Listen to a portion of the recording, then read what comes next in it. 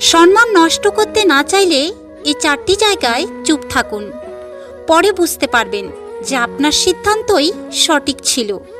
Number 1, যখন কেউ আপনার অনুভূতি বোঝে না, আপনার কষ্ট ও মন খারাপের কারণ বোঝার চেষ্টা করে না, তখন তার উপরে ক্ষিপ্ত না হয়ে সেখান থেকে চলে আসুন। নাম্বার 2, যখন কোনো মূর্খ বিনা কারণে না বুঝে তর্ক করে, তখন কথা না বাড়িয়ে চুপ করে থাকুন, কারণ মূর্খদের সাথে তর্ক করে কখনোই জেতা যায় না।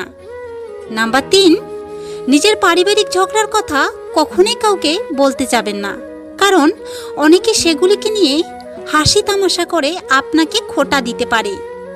নাম্বার 4, যখন কোনো মানুষ আপনার উপরে রাগ দেখিয়ে নিজের মন সান্ত্বনা দিতে চেষ্টা করে, তখন তার সাথে তর্ক না করে সরে আসাই বুদ্ধিমানের কাজ।